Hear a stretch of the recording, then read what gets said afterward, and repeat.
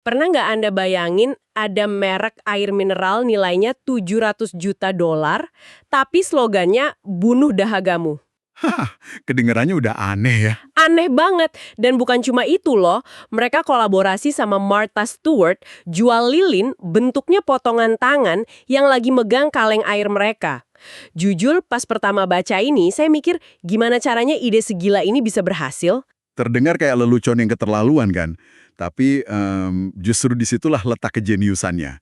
Ide-ide yang kayaknya melawan semua aturan, inilah yang akan kita bedah hari ini. Tepat sekali. Hari ini kita akan menyelami bab 3 dari buku Robin O'Brien, Seeding Innovation.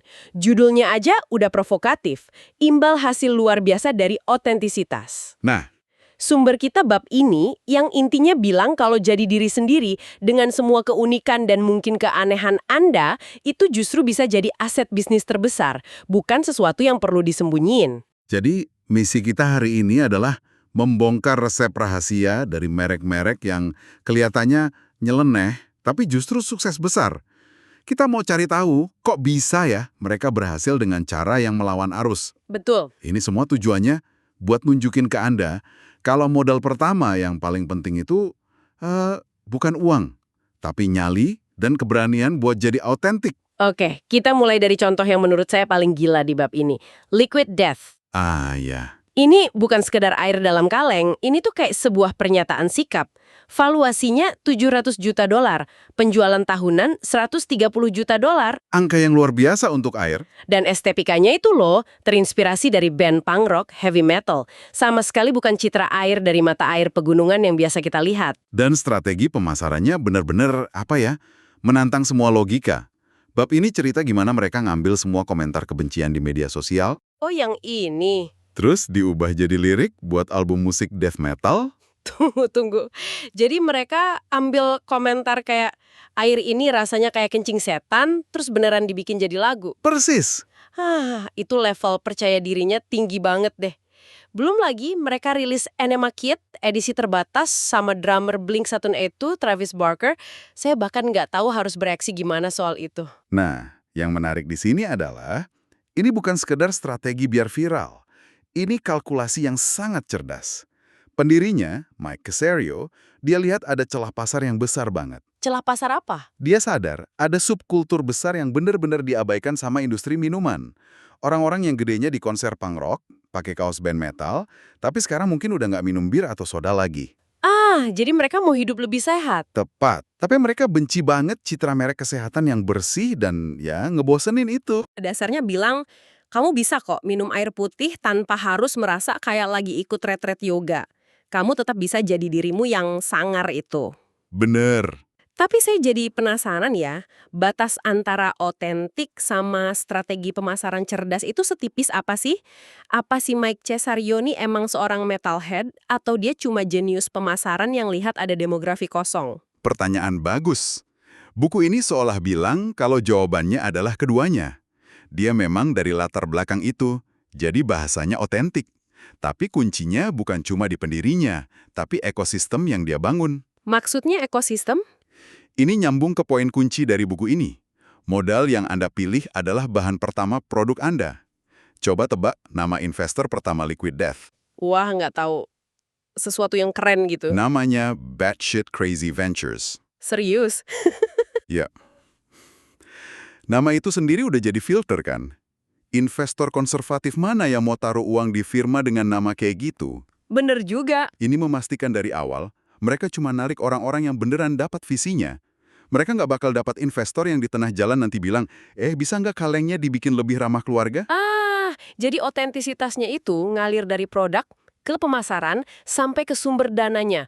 Mereka kayak bangun benteng biar nggak ada yang bisa mengencerkan saus rahasia mereka. Tepat sekali. Dan ternyata, nemuin celah di pasar yang diabaikan ini bukan cuma terjadi di air mineral. Ada contoh lain yang sama kuatnya, tapi di industri yang, sering dianggap agak membosankan. Benar. Kita beralih ke bir non-alkohol, Athletic Brewing Company. Nah, ini Mereka berhasil mengubah minuman yang sering dicap bir sedih jadi bisnis 60 juta dolar setahun. Bahkan dapat investasi 50 juta dolar dari Keurig Dr. Pepper. angka 50 juta dolar itu luar biasa. Buku ini kasih perbandingan yang tajam banget. Yang mana? Itu jumlah yang sama dengan yang dulu diminta Netflix dari Blockbuster. Dan kita semua tahu gimana akhir ceritanya kan? Blockbuster ngetawain mereka. Ditolak mentah-mentah. Tepat. Keurig Dr. Pepper kayaknya belajar dari sejarah. Nggak mau bikin kesalahan yang sama. Betul sekali. Ini contoh sempurna gimana data, kalau dibaca dengan benar, bisa mengungkap peluang emas yang tersembunyi. Kalau kita lihat gambaran besarnya, ya Liquid Death, ya Athletic Brewing, mereka sama-sama lihat sesuatu yang diabaikan raksasa industri. Oke, jadi Athletic Brewing lihat ada pasar yang nggak terlayani. Tapi jujur deh, bir non-alkohol kan udah lama ada dan reputasinya jelek banget. Jelek sekali. Rasanya aneh, encer, kayak ada yang kurang. Inovasi mereka itu murni karena lihat data atau ada sesuatu yang lebih mendasar yang mereka ubah? Nah, disinilah letak saus rahasia mereka yang sebenarnya. Anda benar, masalahnya bukan di pemasaran, tapi di produknya. Oke. Buku ini ngejelasin kalau kebanyakan bir non-alkohol itu dibuat dengan cara yang salah. Mereka bikin bir biasa, terus alkoholnya direbus biar hilang. Oh, Proses pemanasan itu yang menghancurkan semua rasa kompleksnya. Hasilnya, ya kayak yang Anda bilang, minuman yang rasanya kosong. kayak bikin kopi decaf dengan cara merebus kopi yang udah jadi sampai kafeinnya nguap, ya jelas rasanya rusak. Analogi yang sempurna. Athletic Brewing membalik prosesnya. Mereka nggak mengurangi apapun. Terus, Mereka membangun rasa dari nol. Mereka mengembalikan proses pembuatan bir yang benar-benar baru, yang dari awal dirancang untuk menciptakan bir kaya rasa tanpa menghasilkan alkohol. Mereka bukan menghilangkan rasa sakit, mereka menciptakan kenikmatan baru. dan hasilnya mereka nggak cuma nargetin orang yang nggak boleh minum alkohol, Tepat, mereka justru nargetin jutaan orang yang memilih buat nggak minum malam ini. Mungkin karena besok mau lari pagi atau ada rapat penting. betul sekali. Disinilah data dari buku ini jadi sangat mengejutkan. Ternyata, 40% orang dewasa di AS itu nggak minum alkohol sama sekali. Dan hampir 60% jarang banget minum. Itu pasar yang raksasa. Raksasa. Pendirinya Bill Shufelt yang dari dunia hedge fund.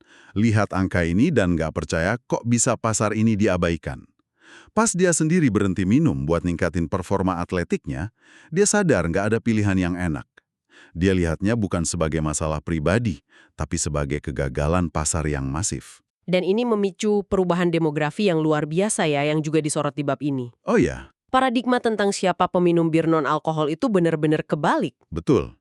Dulu, kata buku ini, 75% peminum bir non-alkohol itu usianya di atas 45 tahun. Mungkin karena alasan kesehatan. Oke, masuk akal. Sekarang, angkanya berbalik 180 derajat. 75% itu di bawah 45 tahun. Wow. Ini nunjukin kalau aturan dan asumsi dari satu generasi itu sama sekali nggak berlaku buat generasi berikutnya. Generasi milenial dan Gen Z jauh lebih sadar kesehatan, tapi mereka tetap mau sosialisasi dan nikmatin minuman enak. Athletic Brewing hadir di persimpangan yang sempurna. Jadi polanya jelas ya dari dua contoh ini, temukan audiens yang terabaikan, ajak mereka bicara dengan bahasa mereka, dan tawarkan produk yang beneran memecahkan masalah, bukan produk tiruan. Benar. Sekarang kita balik lagi ke Liquid Death, karena ada satu lapisan otentisitas lagi yang belum kita bahas, dan ini mungkin yang paling relevan buat dunia sekarang. Sikap mereka soal plastik. Nah, ya. Ini bagian di mana otentisitas merek ketemu sama kesadaran global. Bab ini ngenalin istilah eco-anxious. Cemas akan lingkungan. Benar, terutama di kalangan konsumen muda. Dan kecemasan itu sangat beralasan. Buku ini menyajikan data dari PBB yang beneran bikin kita diem. Saya baca bagian itu. Angka-angkanya sulit dipercaya. Istilah yang dipakai PBB yang dikutip di buku adalah planet kita tercekik plastik. Setiap menit di seluruh dunia, 1 juta botol plastik dibeli. 1 juta. Setiap menit. Coba bayangin tumpukannya. Itu angka yang bikin pusing kepala. Dan yang lebih parah lagi, dari semua sampah plastik yang pernah kita hasilkan, kurang dari 10% yang berhasil didaur ulang. Cuma segitu? Ya, setiap tahun kita produksi sekitar 400 juta ton sampah plastik. Jadi, pas Liquid Death mutusin pakai kaleng aluminium yang tingkat daur ulangnya jauh lebih tinggi dari plastik, itu bukan sekedar gimmick. Itu pernyataan sikap yang kuat banget. Dan itu nyambung banget sama audiens target mereka. Nyambung sekali. Jadi, Apa artinya ini semua dari sudut pandang bisnis dan investor? Apa ini cuma soal citra baik atau ada sesuatu yang lebih dalam? Nah, disinilah pola pikir kita harus berubah. Selama ini kan banyak yang nganggap ramah lingkungan itu biaya tambahan. Sesuatu yang nice to have. Ya, buat PR perusahaan. Betul, tapi buku ini membaliknya. Di dunia sekarang, nggak peduli sama lingkungan itu adalah sebuah risiko finansial yang nyata. Oke, jelaskan lebih lanjut gimana caranya kaleng aluminium nyambung langsung ke profit. Buku ini mengutip investor besar kayak Fidelity International. Mereka bilang, lebih dari separuh PDB global itu sangat bergantung pada alam. World Economic Forum bahkan menempatkan hilangnya keanekaragaman hayati sebagai salah satu dari 5 risiko global teratas. Dan mereka peduli bukan karena mereka aktivis lingkungan. Tentu bukan. Mereka peduli karena mereka peduli sama uang. Regulasi soal plastik makin ketat, pajak karbon mungkin akan datang, sentimen konsumen berbalik melawan perusahaan perusak lingkungan. Jadi buat investor, investasi di perusahaan yang bergantung sama plastik sekali pakai itu sama kayak investasi di rokok di tahun 90-an. Tepat sekali.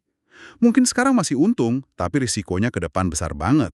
Saya paham sekarang. Tiba-tiba, pilihan liquid death pakai kaleng aluminium bukan lagi soal aktivisme, tapi strategi mitigasi risiko yang jenius. Mereka bangun bisnis di atas fondasi yang lebih berkelanjutan. Ide yang tadinya dianggap gila, ternyata langkah bisnis yang paling logis dan cerdas. Pada akhirnya, ini semua kembali ke satu tema utama dari bab ini ya, kekuatan otentisitas yang radikal. Penulisnya, Robin O'Brien, menutup bab ini dengan cerita personal yang kuat banget. Benar, dia cerita pengalamannya waktu masih muda kerja di Wall Street. Dia lagi hamil 6 bulan dan harus lari melintasi lantai bursa efek New York pakai sepatu hak tinggi. Saya bisa bayangin tatapan orang-orang, mungkin banyak yang meremehkan dia. Pasti, tapi pesan dari cerita itu kuat sekali. Kenali kekuatan Anda, percaya pada kemampuan Anda, dan jangan biarkan persepsi orang lain membatasi realitas Anda. Dia nggak mencoba menyembunyikan kehamilannya. Enggak sama sekali. Dia merangkul siapa dirinya saat itu, seorang profesional kompeten yang kebetulan lagi hamil. Dan dia selesaikan tugasnya. Itulah inti dari otentisitas. Dia nggak mengencerkan dirinya biar pas dengan cetakan pialang saham pria di sekitarnya. Dan itulah saus rahasia Anda yang sesungguhnya. Seperti kata buku ini, otentisitas Anda tidak bisa ditiru. Di dunia yang penuh tiruan, menjadi diri sendiri secara radikal adalah keunggulan kompetitif terbesar Anda. Nggak ada yang bisa meniru liquid death. Karena itu lahir dari visi yang sangat spesifik. Nggak ada yang bisa meniru Athletic Brewing karena itu lahir dari kebutuhan pribadi yang otentik.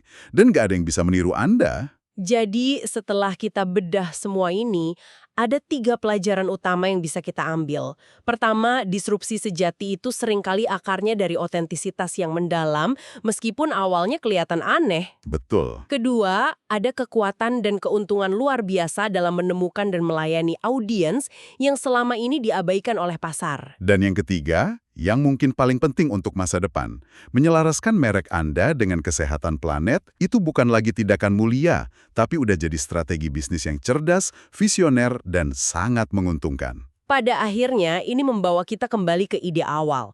Modal terpenting itu bukanlah uang di bank. Bukan, sama sekali. Modal itu adalah keberanian untuk menjadi otentik. Keberanian untuk bersandar pada saus rahasia Anda, yaitu kombinasi unik dari keahlian, pengalaman hidup, dan nilai-nilai yang cuma Anda yang punya. Itulah aset yang paling berharga. Dan aset itu gak bisa ditiru siapapun. Ini memunculkan satu pertanyaan penting untuk Anda renungkan. Buku ini berulang kali menekankan untuk tidak mengencarkan saus rahasia Anda. Iya. Jadi coba pikirkan, di area mana dalam pekerjaan atau hidup Anda saat ini, Anda mungkin sedang sedikit berkompromi dengan keunikan Anda hanya untuk menyesuaikan diri. Dan apa satu langkah kecil yang bisa Anda ambil besok untuk mulai menjadi sedikit lebih otentik?